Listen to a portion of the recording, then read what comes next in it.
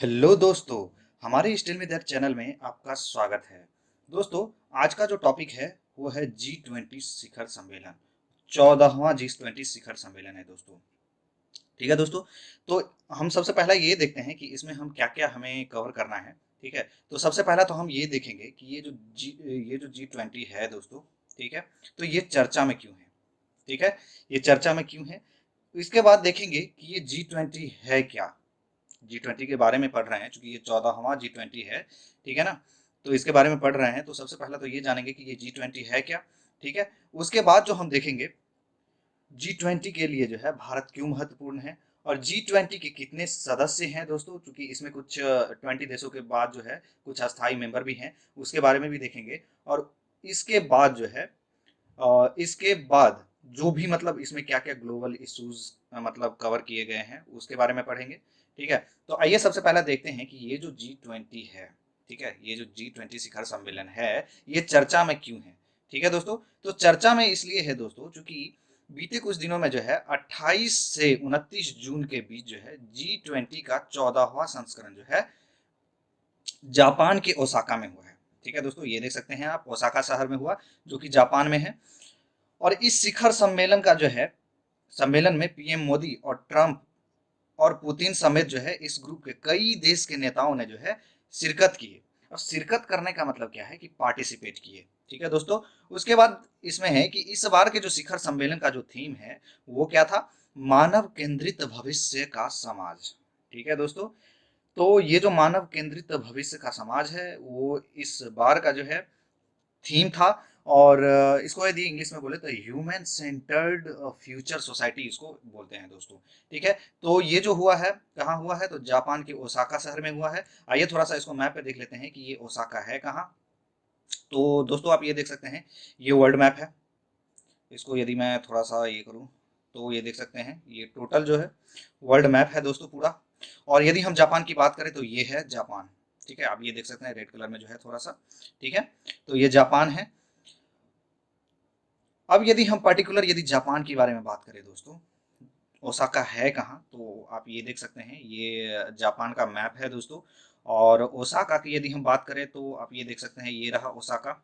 ठीक है, और ओसाका के अलावा जो है आप और भी कंट्री इसमें देख सकते हैं जो जापान के मेन मेन है। जैसे कि हिरोशिमा हो गया, नागासाकी हो गया, ये सब जो है यहाँ पे हिरोशिमा हो गया, ये नागासाकी हो गया। और अभी जो ये 14वां जो मतलब G20 शिखर सम्मेलन हुआ है वो जापान के ये ओसाका सिटी में हुआ है जो कि यहाँ पे है, आप देख सकते हैं दोस्तों। ठीक है, तो ये था दोस्तों 14वां G20 शिखर सम्मेलन। 14वां जो है ये तो अपना जो है सो जापान के ओसाका में हुआ। यदि हम 13वां की बात करें, ठीक है, 13वां की यदि हम बात करें तो ये कहाँ हुआ, तो ये जो है अर्जेंटीना में हुआ दोस्तों। और 15वां की यदि बात करें, 15वां जो है वो सऊदी अरब में होगा दोस्तों। और सऊदी अरब में कब होगा, तो ये 21 से 22 नवंबर के बीच में होगा, 2020 में होगा दोस्तों। ये जो ग्रुप ऑफ 20 कंट्री जो है इसमें यानी कि G20 जो है, ठीक है, इसका हर साल जो है बैठक होता है दोस्तों। तो 2018 में 13वां हुआ था, 2019 में 14वां जो कि अभी हम पढ़ेंगे। ठीक है दोस्तों, और उसके बाद 2020 में जो है सो 15वां होगा सऊदी अरबिया में, जो कि नवंबर 2021 से मतलब 2020 में जो है 21 और 22 में होगा नवंबर में। ठीक है दोस्तों, उसके बाद यदि हम 16वां की यदि बात करें, ठीक है, 16वां G20 की यदि बात करें तो वो कहाँ होगा, तो वो इटली में होगा। और वो होगा 2021 में।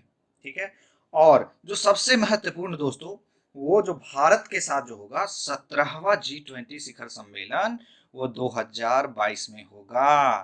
ठीक है दोस्तों, तो ये था मैप के थ्रू थोड़ा सा देख लिए। अब आइए थोड़ा सा देखते हैं कि ये चर्चा में क्यों है, ये तो देख लिए। ये देखिए, यहाँ पे हुआ G20 शिखर सम्मेलन, आप ये फिगर देख सकते हैं। और ये जो है इंटेक्स ओसाका है दोस्तों। ये जो भी आप देख रहे हैं फिगर में, ये जो भी है, ठीक है, इंटेक्स ओसाका है और इसी में जो है ये सम्मेलन हुआ, ये बैठक हुआ।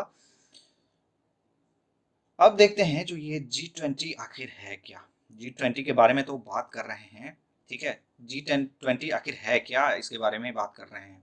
ठीक है, तो ये जो G20 है दोस्तों, जैसे कि नाम से ही स्पष्ट है, जी का मतलब होता है ग्रुप ऑफ कंट्री, और यहाँ पे 20 है यानी कि 20 कंट्री का ये एक ग्रुप है दोस्तों। ठीक है, 20 देशों का एक ये समूह है और ये जो है हर साल जो है इसकी बैठक होता है और एक ही कंट्री का साथ नहीं, अलग अलग देशों में ये आयोजित किया जाता है। ठीक है, जैसे कि मैंने आपको बताया 14वां जापान में हुआ, 13वां अर्जेंटीना में हुआ था, 15वां सऊदी अरबिया में होगा, 16वां इटली में होगा और 17वां जो है वो जो होगा वो कब होगा, 2022 में, और वो जो है सो भारत में होगा।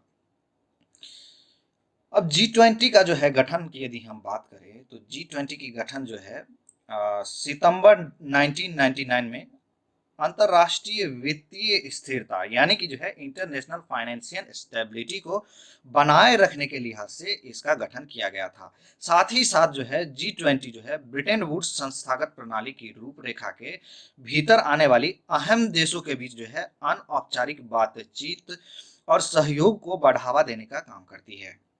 यहाँ पे दोस्तों अनौपचारिक जो है, अनौपचारिक कहने का मतलब क्या है, यानी कि कैजुअल कन्वर्सेशन, ठीक है, अनौपचारिक बातचीत और सहयोग को बढ़ावा देने का काम भी करता है। और साथ ही साथ यदि हम बात करें तो 1997 के पहले एशियाई संकट के बाद दुनिया के इस कई देशों में जो है इसकी जरूरत पड़ी। अब ये जो बात कर रहा है यहाँ पे एशियाई संकट, तो ये क्या है, तो इसमें दोस्तों आर्थिक मंदी आ गई थी। ठीक है दोस्तों, उस टाइम में ये जो 1997 के पहले यदि बात कर रहा है तो जो भी एशिया में कुछ आर्थिक मंदी आई थी दोस्तों, उससे रिलेटेड भी यहाँ पे बात कर रहा है। और इसके बाद जो है सो कई देशों को जो है सो G20 जैसे ग्रुप का जो है काफी जरूरत पड़ा, जिसके बाद जो है इसका गठन जो है, ठीक इसका जो है सो ये हुआ 1997 में, और 99 में जो है सो इसका जो है गठन किया गया। लेकिन यदि हम बात, इसका गठन जो है सो 99 में किया गया, लेकिन इसकी पहली बैठक जो है, ये जो G20 देश है दोस्तों, ठीक है, इसकी पहली बैठक 2008 में हुआ था। ठीक है, यानी कि पहला समिट जो है 2008 में वाशिंगटन डीसी में हुआ था। ठीक है दोस्तों,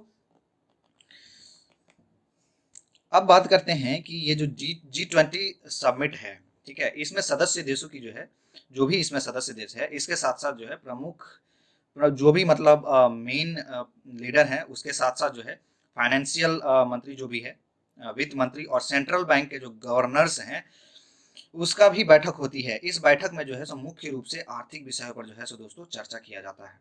ठीक है, ये जो है आर्थिक विषयों पर इसमें जो है सो चर्चा किया जाता है। और इसके साथ साथ ये जो G20 के जो है, जैसे कि देखा आपने यहाँ की वित्त मंत्री और सेंट्रल बैंक के गवर्नर्स का भी बैठक होती है इसमें, और इसके साथ साथ जो है दोस्तों कुछ फिक्स मेंबर भी हैं।